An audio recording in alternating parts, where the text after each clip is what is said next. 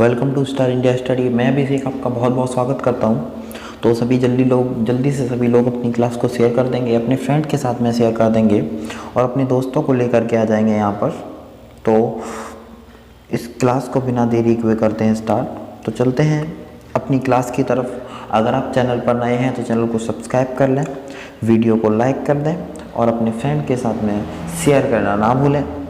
जो कि ये क्लास हम आप सभी लोगों के लिए लेकर के आए हैं, वो क्लास जो है बिहार पुलिस कांस्टेबल के जो आगे एग्ज़ाम होंगे, 14 तारीख से एग्ज़ाम स्टार्ट हैं, तो उन्हीं को लेकर के हम ये एक मैराथन क्लास आप सभी लोगों के लिए लेकर के आए हैं। तो कृपया करके इस मैराथन क्लास को ज़रूर देखें और अपने फ्रेंड के साथ में शेयर करें जिनका बिहार पुलिस का पेपर है। चलिएगा, पहला क्वेश्चन आप सभी की स्क्रीन पर आ चुका है। पहला क्वेश्चन आप सभी की स्क्रीन पर क्या है? अनुच्छेद 356 के तहत आपातकाल की घोषणा के बाद राज्य का शासन कौन चलाता है? मतलब धारा जो अनुच्छेद 356 के तहत जो आपातकाल की घोषणा हो जाती है, फिर इसके बाद राज्य का शासन कौन चलाता है? इसके बाद अगर हम बात करें तो राज्य का शासन जो है राज्यपाल चलाता है। कौन चलाता है? ऑप्शन नंबर सी, राज्यपाल चलाएगा। अब इसके बारे में कुछ इम्पोर्टेंट जानकारियाँ वो मैं आप सभी लोगों को दे दूँ, ठीक है। देखो, जानकारियाँ भी ज़रूरी हैं आप सभी लोगों के लिए, बिना जानकारी के कुछ आगे नहीं कर सकते। तो वो जानकारी आप सभी लोगों को दे दें। जो अनुच्छेद 356 है, तो अनुच्छेद 356 के अनुसार राष्ट्रपति सार्वजनिक या औपचारिक रूप से राज्य के राज्यपालों के कार्यों में अपने हाथ में ले सकता है। मतलब अनुच्छेद 356 में क्या होता है कि मतलब जब आपातकाल की घोषणा की जाती है तो राज्य का शासन सबसे पहले कौन चलाता है? राज्यपाल चलाता है। फिर उसके बाद जो है अगर राज्यपाल उसको कवर कर लेता तो ठीक है, वरना अगर कवर नहीं कर पाता तो जो है राष्ट्रपति अपने हाथ में जो उसके सार्वजनिक रूप से औपचारिक रूप से जो उसके कार्य हैं वो अपने हाथ में ले लेता है अनुच्छेद 356 के अनुसार। ठीक है, समझ गए इस बात को? क्लियर हुई ये बात? चलो, वेरी गुड।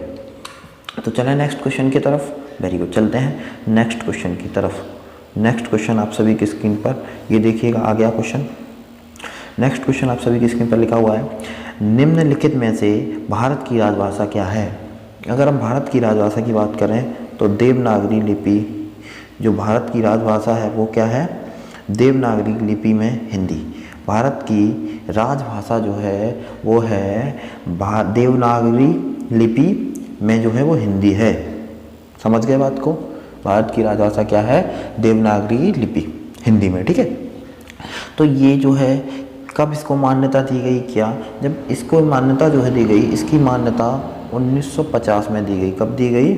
1950 में इसको भारतीय संघ की राजकीय भाषा के रूप में मान्यता दी गई भारतीय संविधान द्वारा। चलेगा, क्लियर हुआ? आगे चलते हैं। क्वेश्चन नंबर 3 आप सभी की स्क्रीन पर लिखा हुआ है, निम्नलिखित में से सत्यमेव जयते कहाँ से लिया गया है? अगर हम इसकी बात करें, सत्यमेव जयते कहाँ से लिया गया है? सत्यमेव जयते जो है लिया गया है मुंडक उपनिषद से। कहाँ से लिया गया है? मुंडक उपनिषद से सत्यमेव जयते लिया गया है। अब देखिएगा, अब इसको ये क्या है मुंडक उपनिषद, इसके बारे में बात है। ये प्राचीन भारतीय धार्मिक ग्रंथ है। मुंडक उपनिषद लिया गया है। और सत्यमेव जयते का अर्थ क्या होता है इसको हम बता दें। सत्यमेव जयते का अर्थ होता है सत्य की हमेशा जीत होती है। सत्य की हमेशा जीत होती है, सत्यमेव जयते का ये मतलब होता है। इसको मुंडक उपनिषद से लिया गया है जो कि भारतीय प्राचीन धार्मिक ग्रंथ है। समझ गए? समझ में आ गया? चलिएगा, क्वेश्चन नंबर 4 की बात करते हैं। क्वेश्चन नंबर 4 लिखा हुआ है, निम्नलिखित में से होम रूल मूवमेंट किसने शुरू किया? अगर हम होम रूल मूवमेंट की बात करें, अगर हम होम रूल मूवमेंट की बात करें तो ये किसने शुरू किया? अगर हम इसकी बात करें तो इसका राइट आंसर हो जाएगा, ये शुरू किया था आपका जी.के. गोखले ने। किसने किया था? जी.के. गोखले ने शुरू किया था। क्या किया था? Home rule movement. आइएगा इसके बारे में जानते हैं। एनी बेसेंट ने संपूर्ण भारत में राष्ट्रीय महत्वपूर्ण संगठन बनाने का निर्णय लिया। विशेष रूप से जो ब्रिटिश साम्राज्य से होम रूल लीग स्वशासन की मांग की, बाल गंगाधर तिलक ने प्रथम होम रूल लीग की स्थापना की। देखो क्वेश्चन आ सकता है आपके एग्जाम में, क्या क्वेश्चन आ सकता है वो मैं आपको बताता हूँ, देखिएगा। जैसे कि प्रथम होम रूल लीग की स्थापना कहाँ की गई और किसने की? फर्स्ट होम रूल लीग की स्थापना कहाँ पे की गई और किसने की? अगर हम इसकी बात करें तो ये पुणे में की गई, ठीक है। और जो करने वाला था वो कौन थे? बाल गंगाधर तिलक। कौन थे? बाल गंगाधर तिलक। कौन थे?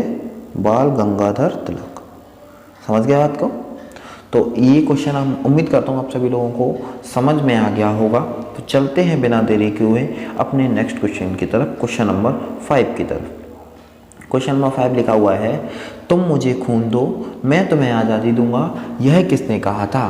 तुम मुझे खून दो मैं तुम्हें आज़ादी दूंगा, ये किसने कहा था? तो ये तो बहुत इजी है।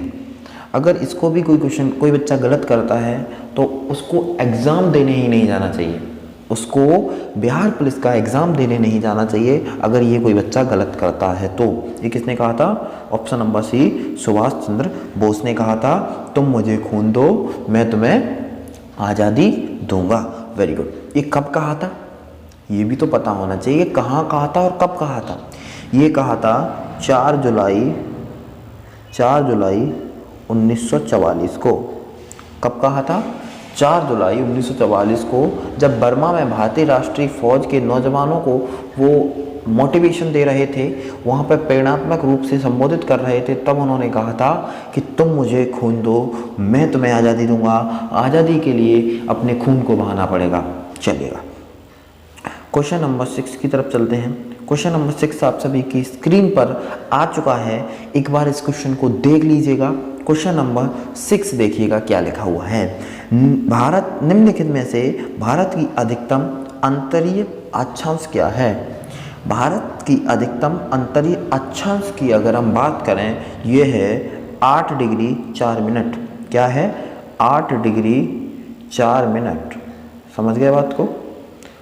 समझ गए? इसको कैसे लिखेंगे? 8 डिग्री 4 मिनट। समझ गए बात को? Very good. चलेगा आगे याद करते। क्वेश्चन नंबर 7 आप सभी की स्क्रीन पर आ चुका है, जल्दी से देख लीजिएगा। निम्नलिखित में से अफ्रीका को यूरोप से अलग कौन करता है? अफ्रीका को यूरोप से अलग कौन करता है? अगर हम इसकी बात करें, अफ्रीका को यूरोप से अलग करने की बात करें तो ये करता है मेडिटेरियन सी। कौन करता है? मेडिटेरियन सी अलग करता है अफ्रीका को यूरोप से। ठीक है, समझ गए? तो अगर आगे कुछ इंपॉर्टेंट जानकारियाँ, यूरोप के दक्षिण में स्थित भूमध्य सागर।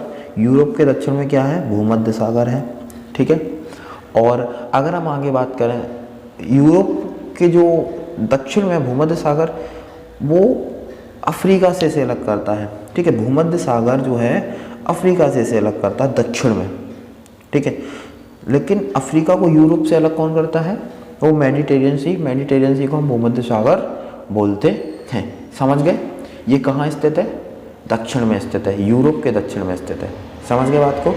मेडिटेरियन सी कहाँ है? यूरोप के दक्षिण में। इसको भूमध्य सागर के नाम से भी जाना जाता है। वेरी गुड, बहुत अच्छा, समझ में आ गया। चलिएगा आगे बात करते हैं अपने क्वेश्चन नंबर 8 की तरफ चलते हैं। क्वेश्चन नंबर 8 आप सभी लोगों के लिए लिखा हुआ है। क्या लिखा हुआ है? बर्फ पिघलने पर निम्नलिखित में से क्या होता है? बर्फ पिघलने पर निम्नलिखित में से क्या होता है? तो अगर इस क्वेश्चन की हम बात करें तो आयतन घट जाता है। आयतन घट जाता है। क्या होता है? आयतन घट जाता है बर्फ़ के पिघलने पर। अब आपको एक बात पता होना चाहिए। तो जब बर्फ़ को इसके गलनांक बिंदु पर गर्म किया जाता है, जो इसका गलनांक बिंदु होता है बर्फ़ को, तो यह पानी में घुल जाती है। बर्फ़ के घुलने के बाद परिणामी जल का आयतन ठोस बर्फ़ से कम होता है। देखो आपको एक बात बता दूं, क्वेश्चन आ जाते हैं एग्ज़ाम में और आप कंफ्यूज हो जाते हैं। क्वेश्चन आ जाए कि पानी पर बर्फ़ क्यों तैरती है, इसका कारण क्या है? अगर इसके कारण की बात करें तो उसका जो है घनत्व होता है ना, पानी का घनत्व जो है बर्फ़ के घनत्व से ज़्यादा होता है। इस वजह से बर्फ़ जो है पानी पर तैरती है। वेरी गुड, समझ आ गया, ठीक है, चलेगा आगे बात करते हैं। क्वेश्चन लिखा हुआ है, निम्नलिखित में से किस विटामिन की कमी से बच्चों में रिकेट्स की बीमारी होती है। अगर हम इसकी बात करें तो बच्चों में रिकेट्स कब होता है और रिकेट्स क्या होता है वो आपको बताते हैं। देखो, रिकेट्स की बीमारी जो है विटामिन डी की कमी से होती है। विटामिन डी कहाँ से हम ले सकते हैं? विटामिन डी जो है हमको सूर्य से मिलती है, सूरज की जो किरणें होती हैं रोशनी उससे मिलती है विटामिन डी, और इससे जो है रिकेट्स होती है अगर इसकी कमी हो जाए। तो अपरिपक्व स्तनधारियों में फास्फोरस, कैल्शियम तथा विटामिन डी की कमी के कारण रिकेट्स होता है। ठीक है, तो मतलब बोल सकते हैं फास्फोरस और कैल्शियम, अगर ऑप्शन में विटामिन डी ना लिखा हो, ऊपर भी विटामिन ना लिखा हो, उसमें बोला जाए कि रिकेट्स किसकी कमी से होता है। अगर उसमें फास्फोरस है तो फास्फोरस आप टिक करोगे, अगर कैल्शियम है तो आप कैल्शियम टिक करोगे। वेरी गुड, समझ आ गया, चलिएगा आगे बात करते हैं। क्वेश्चन नंबर 10, निम्नलिखित में से मशरूम क्या है? मशरूम है क्या? मशरूम एक आपका कवक है। वेरी गुड, मशरूम कवक है। मशरूम एक प्रकार का गद्देदार बीज वाला फलीय कवक है जो प्राय जमीन के ऊपर पाया जाता है। ऊपर तो होता ही है, ये कवक है। आपको पहली बार बताना चाहूँगा लेकिन पता भी होगा ये क्या है, एक कवक है।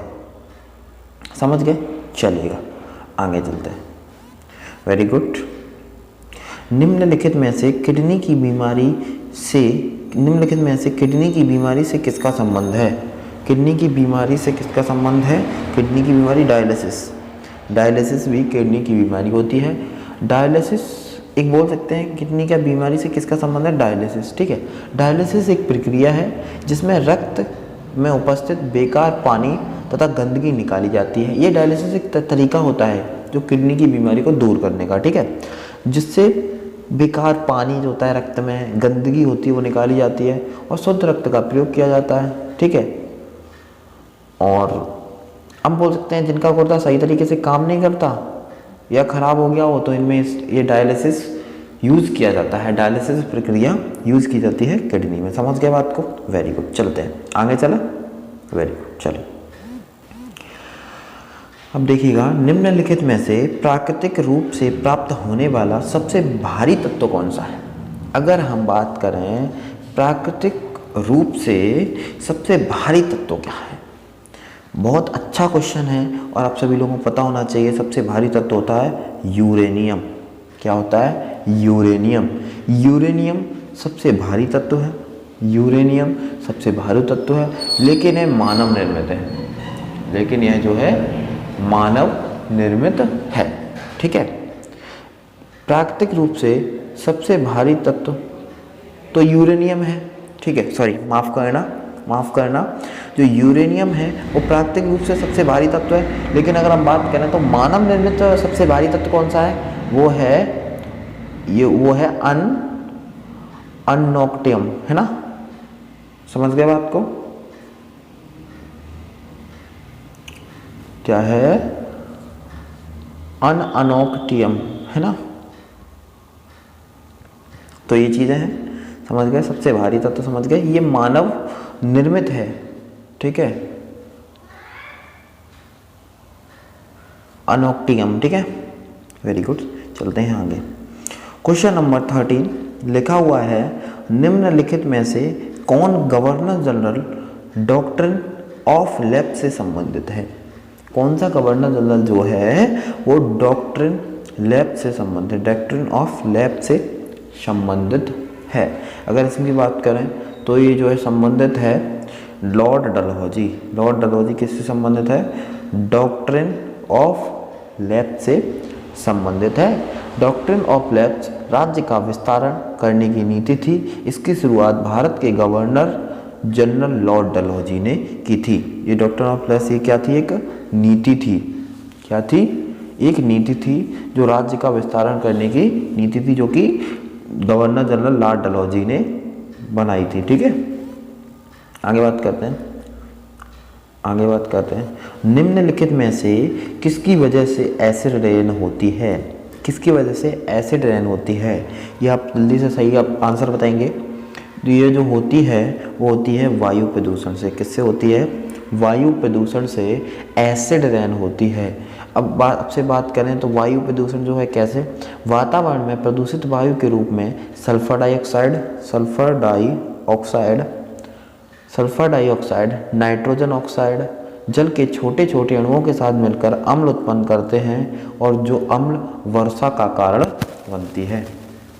चलेगा। जर्मन सिल्वर में चांदी का क्या प्रतिशत होता है? अब देखिएगा, ये बहुत इंटरेस्टेड क्वेश्चन है।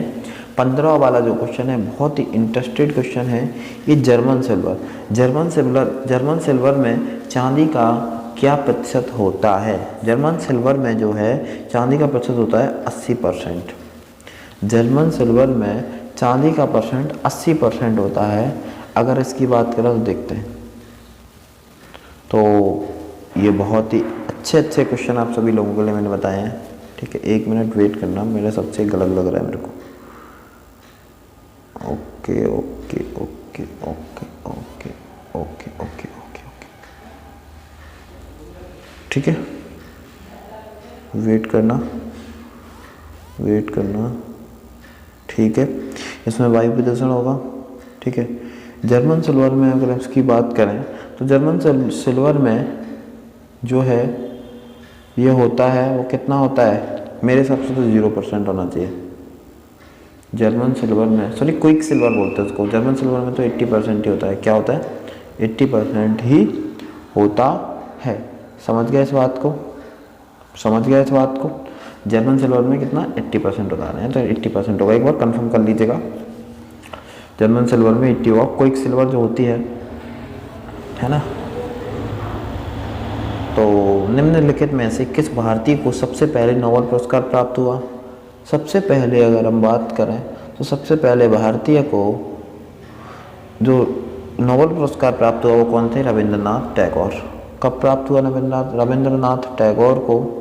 1913 में। किसमें? 1913 में। जो प्रथम गैर यूरोपीय तथा प्रथम एशियन थे जिन्हें 1913 में साहित्य के क्षेत्र में नोबेल पुरस्कार दिया गया। ठीक है, चलेगा, आगे चलते हैं हम अपने क्वेश्चंस की तरफ। राष्ट्रीय मानवाधिकार आयोग का अध्यक्ष कौन होता है? राष्ट्रीय मानवाधिकार आयोग का अध्यक्ष कौन होता है? अगर हम इसकी बात करें तो होता है भारत का सेवानिवृत्त मुख्य न्यायाधीश। कौन होता है? भारत का सेवानिवृत्त मुख्य न्यायाधीश, जो कि राष्ट्रीय मानवाधिकार आयोग का अध्यक्ष होता है। तो इसमें क्या है? मानव अधिकार सुरक्षा अधिनियम 1993 के अनुसार राष्ट्रीय मानवाधिकार आयोग का अध्यक्ष सर्वोच्च न्यायालय का सेवानिवृत्त मुख्य न्यायाधीश होगा। राष्ट्रीय मानवाधिकार आयोग का अध्यक्ष। चलिएगा आगे देखते हैं। साइक्लोन हेलन से संबंधित निम्नलिखित में से कौन प्रभावित हुआ था? साइक्लोन, जो कि एक साइक्लोन आया था, एक हेलन साइक्लोन आया था। कौन सा आया था? Helen cyclone. तो इसकी हम बात करें तो इस चक्रवात से आंध्र प्रदेश क्या हुआ था? आंध्र प्रदेश प्रभावित हुआ था। इस चक्रवात से आंध्र प्रदेश के कृष्णा, पूर्वी गोदावरी तथा श्रीकाकुलम है ना, विशाखापट्टनम और गुट्टूर बुरी तरीके से प्रभावित हुए थे। इस साइक्लोन का नाम ध्यान रखना है, क्या है? हेलेन है। Very good. चलिएगा आगे बात करते हैं। नेल्सन मंडेला ने निम्नलिखित में से किसके विरुद्ध संघर्ष किया? नेल्सन मंडेला ठीक है, नेल्सन मंडेला जो थे उन्होंने किसके विरुद्ध समझौता वो किया? संघर्ष, रंग भेद के विरुद्ध संघर्ष किया। ठीक है, तो जो नेल्सन मंडेला दक्षिण अफ्रीका के रंग भेद विरोधी एक क्रांतिकारी राजनीतिक तथा मानवतावादी थे, जो दक्षिण अफ्रीका में सरकार के राष्ट्रीय दल द्वारा कानून के माध्यम से लागू किया गया एक प्रकार का नस्लीय भेदभाव एवं अलगाव था, जिन्होंने रंग विरुद्ध किया। ठीक है, विरुद्ध संघर्ष किया था, रंग भेद के विरुद्ध। ठीक है, चलेगा। क्वेश्चन नंबर 20 आप सभी की स्क्रीन पर आ चुका है। क्वेश्चन नंबर 20 आप सभी की स्क्रीन पर देखिएगा। नर्मदा नदी निम्नलिखित में से कहाँ से निकलती है? नर्मदा नदी की अगर हम बात करें तो नर्मदा नदी आप सभी लोगों को पता होना चाहिए, जो है नर्मदा नदी आपकी भेड़ाघाट से निकलती है। कहाँ से निकलती है? भेड़ाघाट से निकलती है आपकी नर्मदा नदी। ठीक है, नर्मदा नदी का स्रोत नर्मदा कुंड के रूप में माना जाता है और जो पूर्वी मध्य प्रदेश के अनूपपुर जिले में स्थित है। ठीक है, अनूपपुर जिले में अमरकंटक की पहाड़ी पर स्थित है। ठीक है, सॉरी माफ़ करना, भेड़ाघाट में नहीं है, ये अमरकंटक से निकलती है। कहाँ से निकलती है? अमरकंटक से निकलती है। समझ आ गया आप सभी लोगों को? चलेगा, आगे चलते हैं। निम्नलिखित में से किसने जलियांवाला बाग नरसंहार के लिए माइकल ओडायर की हत्या की? ऊधम सिंह ने की। Very good. निम्नलिखित में से किसे टेस्ट माई ऑफ लाइफ पुस्तक लिखी? किसने टेस्ट माई लाइफ पुस्तक किसने लिखी? ये जो लिखी है युवराज सिंह ने लिखी है। किसने लिखी है? युवराज सिंह ने। थोड़ा स्पीड बढ़ाते हैं, जल्दी जल्दी क्वेश्चन को करते चलते हैं। रूबी का लाल रंग निम्नलिखित में से किसका कारण होता है? रूबी का लाल रंग निम्नलिखित में से किसके कारण होता है? और अगर हम इसकी बात करें तो ये होता है, अगर हम इसकी बात करें तो किसके कारण होता है? क्रोमियम ऑक्साइड के कारण होता है। क्रोमियम ऑक्साइड के कारण इसका रंग लाल होता है रूबी का। ठीक है, चलेगा। निम्नलिखित में से भारत और श्रीलंका को अलग कौन करता है? पाक स्टेट। वेरी गुड, बहुत अच्छा कर रहे हैं आप सभी लोग। निम्नलिखित में से किस राज्य में सबसे अधिक तांबे के अयस्क का भंडार है? सबसे ज़्यादा भारत में तांबा कहाँ मिलता है? सबसे ज़्यादा भारत में तांबा कहाँ मिलता है? ये मिलता है राजस्थान खेतड़ी में। कहाँ मिलता है? राजस्थान खेतड़ी। ठीक है, 26 वाला क्वेश्चन लिखा हुआ है। निम्नलिखित में से किस राज्य से कर्क रेखा नहीं गुजरती है? कर्क रेखा कहाँ से नहीं गुजरती है? तो अगर हम इसकी बात करें, ये आपकी कर्क रेखा जो है वो उत्तर प्रदेश से नहीं गुजरती है। वो उत्तर प्रदेश से कर्क रेखा आपकी नहीं गुजरती है। लेकिन कर्क रेखा गुजरती कहाँ से है? वो आपकी गुजरती है गुजरात, राजस्थान, मध्य प्रदेश, छत्तीसगढ़, झारखंड, पश्चिम बंगाल, त्रिपुरा और मिजोरम राज्य से गुजरती है। चलेगा, आगे क्वेश्चन आप सभी की स्क्रीन पर। निम्नलिखित में से किस राज्य में सर्वाधिक वन है? क्लियर बात है, मध्य प्रदेश में होने चाहिए, मध्य प्रदेश में है। ठीक है, निम्नलिखित में से भारत का सर्वोपरि विधि अधिकारी कौन होता है? भारत का सर्वोपरि विधि अधिकारी कौन होता है? भारत का महान्यायवादी। भारत का महान्यायवादी का मतलब होता है भारत के अटॉर्नी जनरल। भारत के अटॉर्नी जनरल। मानव के हृदय में कितने चैम्बर होते हैं? 4 चैम्बर हार्ट होता है अपना। कितने चैम्बर होता है? 4 चैम्बर हार्ट होता है। मानव का हार्ट जो है वो 4 चैम्बर हार्ट होता है। समझ गए? चलेगा, आगे क्वेश्चन। निम्नलिखित में से किस रक्त समूह का व्यक्ति सर्वाग्राही कहलाता है? सर्वाग्राही जो होता है वो AB होता है। सर्वाग्राही कौन सा होता है? AB होता है। समझ गए? निम्नलिखित में से कौन सा विटामिन रक्त जमाने में मदद करता है? विटामिन के।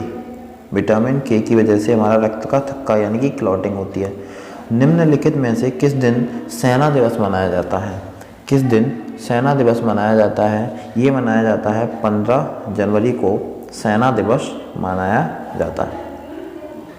निम्नलिखित में से किससे ध्वनि नहीं गुजर सकती? निर्वात से ध्वनि नहीं गुजर सकती। Very good. निम्नलिखित में से फलों को कृत्रिम रूप से पकाने में कौन सी गैस का उपयोग किया जाता है? फलों को कृत्रिम रूप से पकाने के लिए कौन सी गैस का यूज़ किया जाता है? कौन सी गैस हमको लगाया जाता है? तो एसिटिलीन। कौन सी गैस का यूज़ किया जाता है? एसिटिलीन का यूज़ किया जाता है। ठीक है, एथिलीन से भी इसको पकाया जा सकता है, इथाइलिन से भी, लेकिन ये हानिकारक होता है। ठीक है, निम्नलिखित में से किससे भीमसेन जोशी संबंधित हैं? किससे भीमसेन जोशी संबंधित हैं? जो कि गायन से संबंधित है। भीमसेन जोशी जो हैं वो गायक थे। तो भीमसेन जोशी हिंदुस्तानी परंपरागत राष्ट्रीय गायन शास्त्रीय गायन से संबंधित हैं। ठीक है, चलेगा। आगे बात करते हैं। संसदीय चुनाव में उम्मीदवार की आयु कम से कम कितनी होनी चाहिए? संसदीय चुनाव में उम्मीदवार की आयु कम से कम कितनी होनी चाहिए? तो कम से कम इसकी अगर हम आयु की बात करें तो कम से कम आयु होनी चाहिए 25 वर्ष होनी चाहिए। किसकी होनी चाहिए? 25 वर्ष। ठीक है, चलेगा। अब चलते हैं 37 वाले क्वेश्चन पर। 1857 की क्रांति के समय भारत का गवर्नर जनरल कौन था?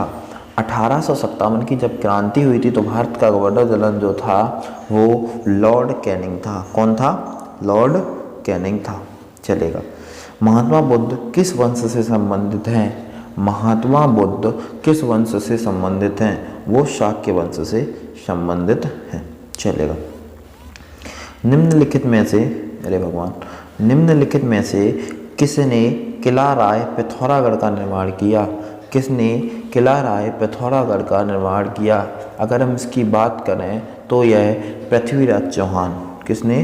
पृथ्वीराज चौहान ने इसका निर्माण करवाया था। भूदान आंदोलन किसने प्रारंभ किया? भूदान आंदोलन किसने आरंभ किया या प्रारंभ किया? तो इसकी अगर हम बात करें तो ये विनोबा भावे ने। किसने? विनोबा भावे ने इसको स्टार्ट किया। ठीक है। कथकली नृत्य किस राज्य से संबंधित है? कथकली नृत्य जो है वो किस राज्य से संबंधित है? वो केरल से संबंधित है। ठीक है, कथकली। भारत सरकार किससे अधिक राजस्व प्राप्त करता है? भारत सरकार जो है वो किससे सबसे ज़्यादा किससे ज़्यादा राजस्व सबसे ज़्यादा मिलता है इसको? इसकी बात करें तो यह आयकर से सबसे ज़्यादा राजस्व प्राप्त करता है। किन दो महासागरों को पनामा नहर जोड़ती है? किन दो महासागरों को पनामा नहर जोड़ती है? अगर हम इसकी बात करें तो हिंद और प्रशांत महासागरों को पनामा नहर जोड़ती है। चलेगा, आगे चलते हैं। कौन सी पंचवर्षीय योजना केवल 4 वर्ष की थी? कौन सी पंचवर्षीय योजना केवल 4 वर्ष की थी? जो कि हमारी पंचवर्षीय योजना थी पांचवी पंचवर्षीय योजना जो कि 4 वर्ष की थी। उसका कार्यकाल था 1974 से 1979। ठीक है, तो ये 4 साल की थी। ठीक है, समझ गए? Very good. स्टार्ट करते हैं आगे। Question number 45। भारतीय अंतरिक्ष अनुसंधान संगठन कहाँ स्थित है? ये बता दीजिए। भारतीय अंतरिक्ष अनुसंधान संगठन बेंगलुरु में है। कहाँ पर है? बेंगलुरु में है। ठीक है, आगे क्वेश्चन आप सभी की स्क्रीन पर जो है, इसरो का गठन किस वर्ष किया गया? इसरो का गठन किस वर्ष किया गया? इसरो के अगर हम गठन की बात करें तो यह 1968 में किया गया। 1968-69 में है ना, दोनों ऑप्शन आ सकते हैं। 1968 भी आ सकता है, 1969 भी आ सकता है, साथ में कभी नहीं आएगा। और 1968 आया तो 1968 कर देना, 1968 78 69 आया तो 69 कर देना। ठीक है, समझ गए? इसरो का मुख्यालय कहाँ है? चलो इस पर बताओ जल्दी से। इसरो का मुख्यालय आप जल्दी से कमेंट करके बताएंगे। ठीक है, वेरी गुड। आगे बढ़ते हैं। आवासी डैश लगान परिघटना है। आवासी डैश लगान परिघटना है। वो अल्पावधिक लगान परिघटना है। समझ गए? Very good. आगे चलते हैं। भारतीय उच्चतम न्यायालय के न्यायाधीशों की नियुक्ति कौन करता है? भारतीय उच्चतम न्यायालय के न्यायाधीशों की नियुक्ति कौन करता है? राष्ट्रपति नियुक्त करता है इनको। समझ गए बात को? बहुत बढ़िया। आगे बात करते हैं। अधिकार कर्तव्य ये क्या है? अधिकार कर्तव्य में निहित हैं।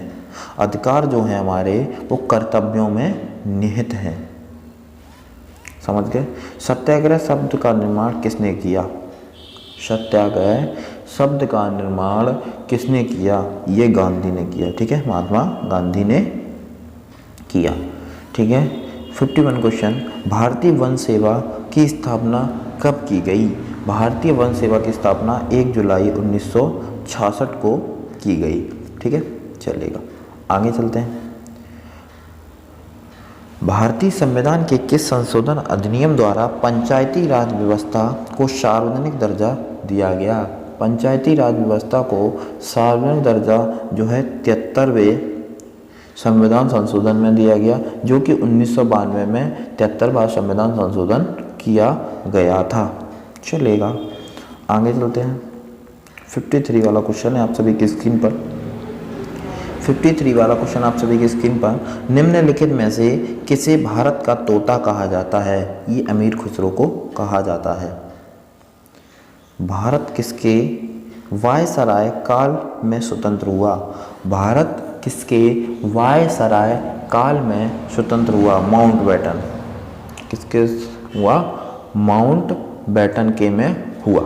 समझ में आ गया? चलेगा। रूसी क्रांति किस वर्ष हुई थी? रूसी क्रांति किस वर्ष हुई थी? रूसी क्रांति 1917 में हुई थी। वेरी गुड, चलेगा। कुषाण वंश के प्रसिद्ध राजा का नाम बताइए। कुषाण वंश के प्रसिद्ध राजा का नाम जो था वो था कनिष्क। ठीक है, प्रसिद्ध राजा थे कनिष्क, उनका ही मैंने नाम बताया। वर्तमान दौलताबाद जहां मोहम्मद तुगलक ने दिल्ली से राजधानी को स्थानांतरित किया था, किसके समीप स्थित है? जो दौलताबाद है वो किसके समीप स्थित है? जो है वो स्थित है औरंगाबाद के। अब बात करते हैं थोड़ा। दौलताबाद 14वीं शताब्दी में निर्मित किलों का शहर है, जो महाराष्ट्र और औरंगाबाद में उत्तर पश्चिम में 16 किलोमीटर दूरी पर स्थित है। मोहम्मद तुगलक के समय यह तुगलक वंश की राजधानी रही। ठीक है, आगे चलते हैं क्वेश्चन नंबर 58 की तरफ। लिखा हुआ है, किस भारतीय राज्य को चाय को उत्पादक राज्य नहीं माना जाता? चाय का उत्पादक राज्य नहीं माना, जिसमें चाय का बिल्कुल भी उत्पादन नहीं होता, वो छत्तीसगढ़ है। क्या है? छत्तीसगढ़ है, वहाँ पे चाय का बिल्कुल उत्पादन नहीं होती। भारत का सबसे ऊंचा पठार बता दीजिए जल्दी से। भारत का सबसे ऊंचा पठार क्या है बता दीजिएगा। वो है हमारा, अगर हम इसकी बात करें तो यह है लद्दाख का पठार। भारत का सबसे ऊंचा पठार जो है वो है लद्दाख का पठार, है ना। सबसे बड़ा और सबसे ऊंचा पठार जो है वो तिब्बत का पठार, जो कि लद्दाख में, ऐसे बोल सकते हैं लद्दाख का पठार। समझ गए? वेरी गुड, चलते हैं आगे। गर्म शुष्क मौसम के दौरान भारतीय महाद्वीप पर निम्नलिखित में से किस क्षेत्र में निम्नतम दाब रहता है? गर्म शुष्क मौसम के दौरान, गर्म शुष्क मौसम के दौरान अगर हम इसकी बात करें तो ये रहता है आपका पश्चिमोत्तर प्रदेश में। किस में रहता है? पश्चिमोत्तर। जैसे कि दक्षिण पश्चिम ग्रीष्म मानसून को आगमन जून से सितंबर तक होता है, आप सभी लोगों को पता है। ठीक है, ग्रीष्म मानसून का आगमन, ठीक है, जून से सितंबर तक होता है। गर्मी के दिनों में उत्तर भारत में स्थित थार मरुस्थल तथा भारतीय उपमहाद्वीप में भयंकर गर्मी पड़ती है।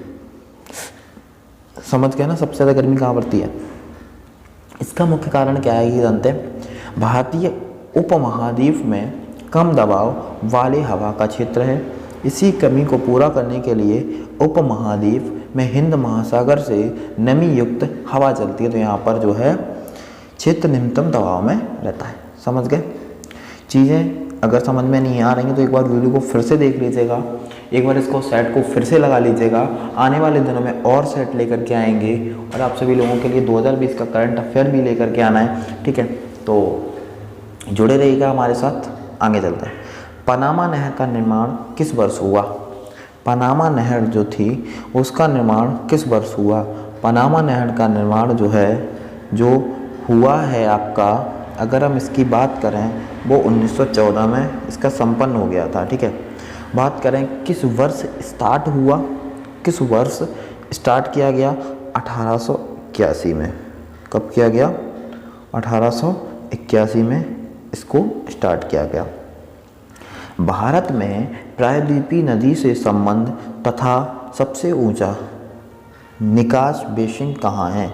बेसिन कौन सा है, इसकी बात करते हैं। भारत में प्रायद्वीपीय नदी से संबंधित सबसे ऊंचा निकास बेसिन कौन सा है? अगर हम इस बेसिन की बात करें तो ये बेसिन कौन सा है, आप सभी लोगों को कुछ पता है? ये कृष्णा नदी का बेसिन है, ठीक है। कृष्णा नदी का सबसे ऊंचा बेसिन है, नदी से संबंधित है ना, इस वजह से बोला गया। 5 जगत वर्गीकरण किसने किया? क्वेश्चन नंबर 63 है 5 काइंडम, ठीक है, 5 किंगडम वर्गीकरण किसने किया? ये विटेकर ने किया। किसने किया? विटेकर ने किया। आगे बात करें क्वेश्चंस की तरफ। काइटनी बाही कंकाल वाले जीव कौन से होते हैं? काइटनी बाही कंकाल वाले जीव कौन से होते हैं? ये अगर हम इसकी बात करें तो ये होते हैं समुद्री अर्चिन। कौन होते हैं? समुद्री अर्चिन, जैसे कि केकड़ा, झींगा, मछली, ये सब होते हैं, ठीक है, जो कि पानी में रहते हैं। चलेगा, आगे बात करते हैं। 65 वाला क्वेश्चन आप सभी की स्क्रीन पर। वयस्क व्यक्ति की हृदय धड़कन दर क्या होती है? वयस्क व्यक्ति की हृदय धड़कन क्या होती है? ये अगर हम इसकी बात करें तो 70 से 80, सॉरी माफ़ करना यार, मैंने क्या लगा दिया, प्रति मिनट होती है 70 से 80 पर मिनट होती है, ध्यान रखना। ऑप्शन नंबर डी, 65 का option number D right answer होगा, ठीक है। अगर हम इसकी बात करें तो प्रति मिनट होती है 70 से 80 साधारणतः, ठीक है, चलेगा, वेरी गुड। आगे चलते हैं। साइट्रिक एसिड मुक्त रूप से किस में होता है? मुक्त रूप में किस में होता है? साइट्रिक एसिड जो है मुक्त रूप में किस में होता है? ये नींबू, संतरा, ये सब में होता है, ठीक है, citric acid, very good. Question number 67 आप सभी की स्क्रीन पर ये रहा। निम्नलिखित में से कौन सा फीता कृमि होता है? फीता कृमि होता है टीनिया। क्या होता है? टीनिया जो है वो, इसके बारे में जानते हैं। टीनिया जीनस वंश से संबंधित एक ऐसा कीड़ा है जो आंतों में पाया जाता है। इसे फीता कृमि भी कहते हैं। इसमें परजीवी द्वारा उत्पन्न रोग भी शामिल है जो पशुओं में पाए जाते हैं। तो ये चीज़ें आप सभी लोगों को समझ आ गई। चलिए, दूध की शुद्धता किससे नापी जाती है? इसको बता दीजिए, दूध की शुद्धता किससे नापी जाती है? ये लैक्टोमीटर से नापी जाती है, ठीक है। दूध में लैक्टोज वगैरह पाया जाता है ना, जिससे दही वगैरह जम जाता है, दही में ये पाया जाता है लैक्टोज। तो थोड़ा दिमाग लगा लीजिए, आपको भी आसानी से आ जाएगा। आगे क्वेश्चन है, निम्नलिखित में से किसका ध्वनि के वेग पर कोई प्रभाव नहीं पड़ता? किसका ध्वनि के वेग पर कोई प्रभाव नहीं पड़ता? ये आर्द्रता का कोई प्रभाव नहीं पड़ता। Option number C, option number C है जो है वो आर्द्रता का ध्वनि पर कोई प्रभाव नहीं पड़ता। वृत्ताकार पथ के चारों ओर पिंड की गति का उदाहरण। वृत्ताकार पथ के चारों ओर पिंड की गति का उदाहरण क्या है? अगर इसकी बात करें तो इसका उदाहरण है समान वेग परिवर्ती त्वरण। क्या है? समान वेग परिवर्ती त्वरण, वेरी गुड। आगे बात करते हैं, अब क्वेश्चन नंबर 71 की तरफ चलते हैं। धारावाहक चालक किससे संबंध होता है? धारावाहक चालक किससे संबंध होता है? ये विद्युत चुम्बकीय क्षेत्र से संबंध होता है। किससे होता है? विद्युत चुम्बकीय क्षेत्र से संबंध होता है। आइएगा आगे चलते हैं। 1 किलोबिट मतलब 1 KB 1024 बिट होते हैं। 72 का option number C right answer होगा, चलेगा। 73, कंप्यूटर पर सेव की गई फाइल को फाइंड और सिलेक्ट करने के लिए निम्नलिखित में से किस विकल्प का प्रयोग किया जाता है? कंप्यूटर पर सेव की गई फाइल, कंप्यूटर जैसे कोई हमने फाइल को सेव कर दिया है, फाइंड और सेलेक्ट करने के लिए किस कमांड का यूज़ किया जाता है? इसकी अगर हम बात करें तो ओपन कमांड को सिलेक्ट करना, ओपन कमांड को सिलेक्ट करना जो है, ओपन कमांड को हम क्या करते हैं, यूज़ करते हैं।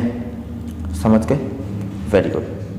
74 वाला क्वेश्चन है, लेज़र प्रिंटरों की तुलना में डॉट मैट्रिक प्रिंटर कैसे होते हैं। लेज़र की तुलना में डॉट मैट्रिक जो होते हैं, अगर हम इसकी बात करें तो लेज़र की तुलना में डॉट मैट्रिक कम कीमत के होते हैं। ठीक है, कम कीमत का मतलब, कम कीमत का मतलब कम महंगे। ठीक है, चलेगा। राम सेतु शुरू होता है, कहाँ से शुरू होता है। राम सेतु जो है वो धनुकोष्ठी से शुरू होता है। राम सेतु जो है वो धनुकोष्ठी से शुरू होता है। राम सेतु तमिलनाडु से धनुकोष्ठी से आरंभ होता है, जो श्रीलंका के मन्नार द्वीप पर समाप्त होता है, जिसका उल्लेख रामायण में भी है। क्या, राम सेतु। निम्नलिखित संघ शासित राज्यों में स्त्री साक्षरता 2011 के अनुसार सबसे ज़्यादा उच्चतम किसमें है।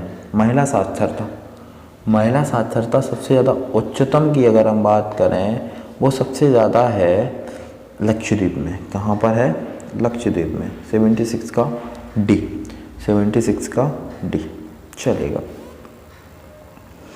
इको मार्क योजना वर्ष 1991 में उपभोक्ताओं को ऐसे उत्पादों को खरीदने के लिए प्रोत्साहित करने हेतु आरंभ की गई, जिसका पर्यावरणीय प्रभाव कम हानिकारक हो।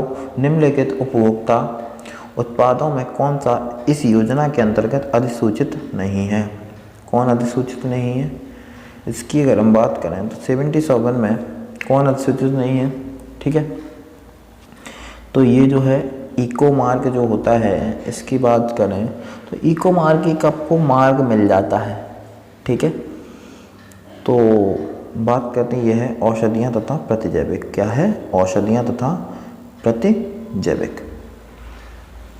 समझ गए, औषधियाँ तथा प्रतिजैविक। 78 वाला क्वेश्चन आप सभी की स्क्रीन पर आ चुका है। लिखा हुआ है क्वेश्चन, भारत में निम्नलिखित में से किस राज्य में नगरीय घनत्व सर्वाधिक है। नगरीय घनत्व अगर हम सबसे ज़्यादा बात करें तो जो है बिहार। नगरीय घनत्व बिहार नहीं है।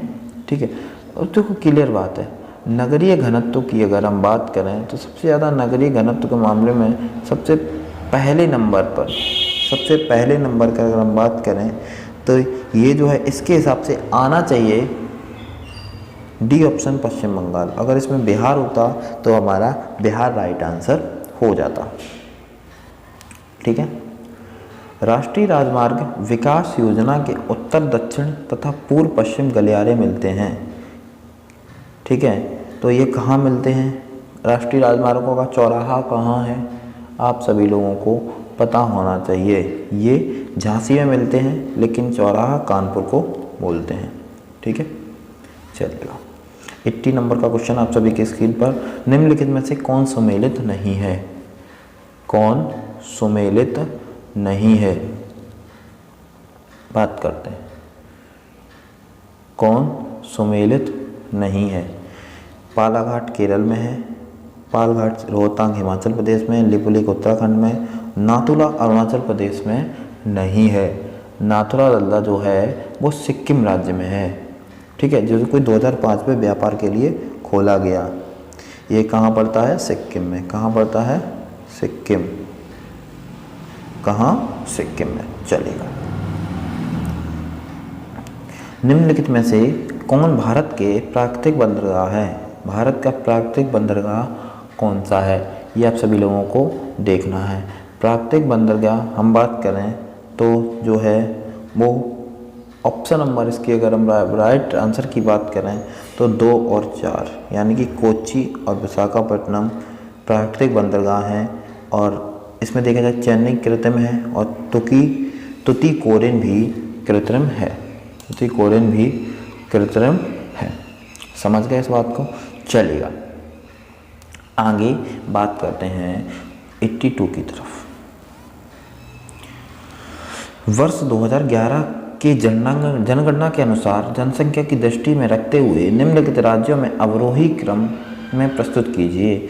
अवरोही क्रम में हमको प्रस्तुत करना है। तो सबसे पहले उत्तर प्रदेश, सबसे पहले क्या आएगा हमारा, उत्तर प्रदेश आएगा, फिर क्या आएगा, फिर आएगा आपका महाराष्ट्र, फिर आएगा बिहार, फिर आएगा Andhra Pradesh. Option number B right answer हो जाएगा। इस हिसाब से 4 3 2 1 क्या हो जाएगा, 4 3 2 1 उत्तर प्रदेश, महाराष्ट्र, बिहार और आंध्र प्रदेश। चलेगा, समझ आ गया आप सभी लोगों को। 83 निम्नलिखित में से किसका उद्गम भारत में नहीं है। निम्नलिखित में से किसका उद्गम जो है वो भारत में नहीं है।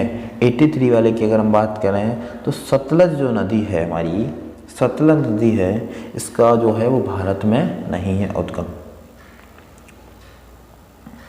चलेगा, निम्नलिखित आद्य छेदों में किसे रामसर का दर्जा प्राप्त है।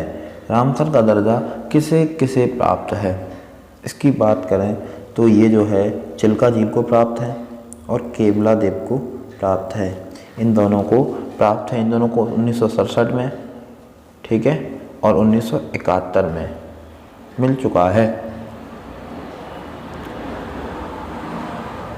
रामसर का दर्जा जो है, सॉरी माफ़ करना, रामसर का दर्जा जो है चिल्का झील को भी प्राप्त है, आपका लोकटक को भी प्राप्त है, केवला देव को भी प्राप्त है, वुलर को भी प्राप्त है, उपरोक्त सभी। Option number D right answer हो जाएगा। 85 वाला देखते हैं। 85 वाला क्वेश्चन आप सभी की स्क्रीन पर है।